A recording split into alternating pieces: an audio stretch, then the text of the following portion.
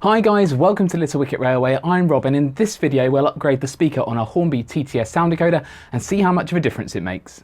Hornby TTS sound decoders offer an affordable way of adding sound to your models. Yes, they have their limitations compared to the higher end sound decoders such as the ESU lock sound. They've only got 3 functions, they don't have a full range of configurable variables, and they've only got 2 channels for the sound, and it is what it is, there's not a lot we can do about that. But when you consider you can buy 4 of these Hornby TTS sound decoders for the price of a top-end ESU lock sound, then suddenly they become a very appealing option, and personally, I'm a big fan of them. However, one frequent comment about these is that the speaker that comes with them isn't very good. And unlike the other decoder features, we can do something about that.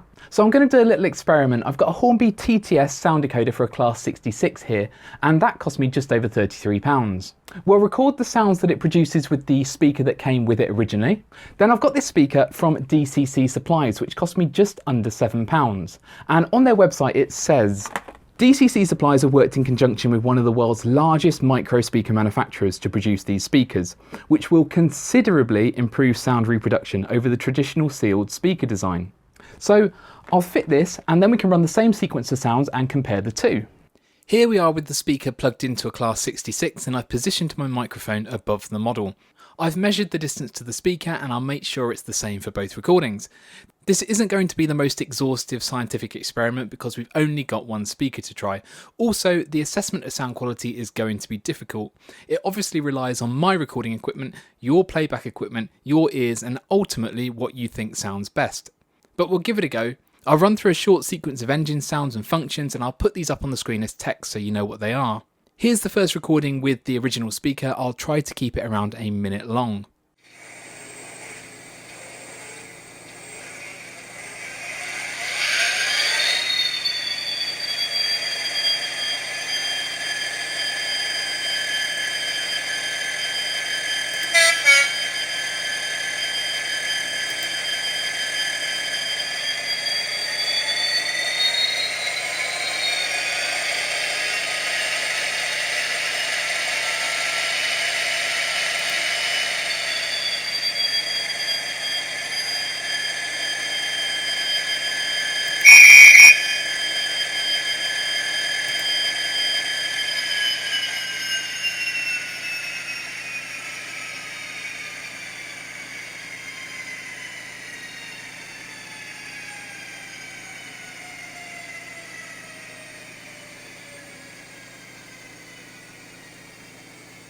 So that was the original speaker, let's fit the new one.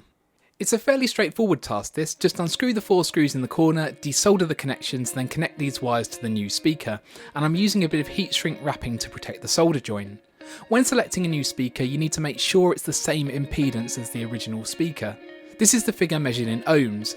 Hornby TTS speakers are generally 8 ohms, so my replacement speaker is also 8 ohms. I could have used 2 4-ohm speakers connected in series though. Some other decoders need a 4-ohm speaker, so you need to check before buying a replacement because using the wrong one will damage your decoder. The other consideration is size and space. There's no point replacing your speaker with something that won't fit in your model. You might need to fit a much smaller sugar cube type speaker just to get it to fit in the model. I've had to do this on my Tornado and Black 5 models. Right, let's record with the second speaker.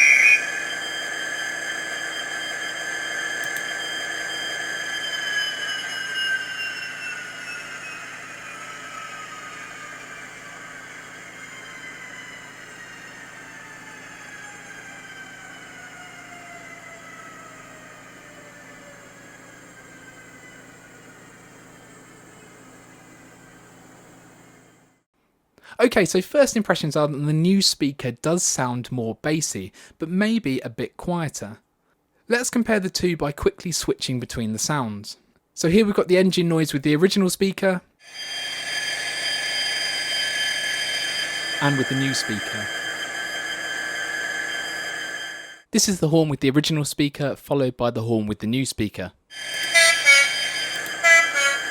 This is the original whistle and the new one. And we can be a bit more scientific here. My recording software does let me analyse frequency and amplitude. This graph is for the original Hornby speaker. We've got sound frequency along the bottom and amplitude up the side. The higher the graph, the louder that particular frequency is. It looks like we've got peaks around 150 Hz, 300 Hz, 676 Hz, 1700 Hz and 2200 Hz. And just to give you an idea of what these frequencies sound like, here they are in audible form.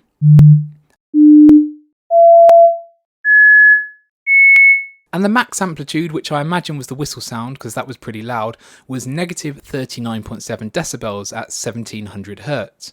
So let's compare it to the graph of the new speaker, and I've had to adjust the scale on the Hornby graph a bit to make them comparable when you put them side by side. We've got the original speaker on the left and the new speaker on the right. The immediate thing that jumps out is that the peak amplitude for the new speaker is lower at negative 46.8 decibels. That's 7 decibels lower than the original speaker. So it does look like my first impressions were right and the new speaker is slightly quieter. But let's try to inject a bit more science into this and break it down into frequency ranges, starting with the bass, which is 40 to 300 Hz. And we can see at these lower frequencies that the new speaker is giving us a bit more around that 40 Hz frequencies, which if played on its own sounds like this. Again, this ties into my first impressions that there's a bit more bass. The mid-range is 300 to 4000 Hz, and this range contains our peak amplitudes. The new speaker might be giving a bit more at the lower frequencies, but it's giving quite a bit less at the higher frequencies in this range. In the treble range above 4000 Hz, the new speaker has greatly reduced amplitudes. So overall, it looks like the new speaker is shifting the focus of the sound towards the bass frequencies and reducing the amplitude of the higher frequencies. And I think this probably adds an element of realism, but it looks like this comes at the expense of the amplitude, with the sounds being slightly quieter overall.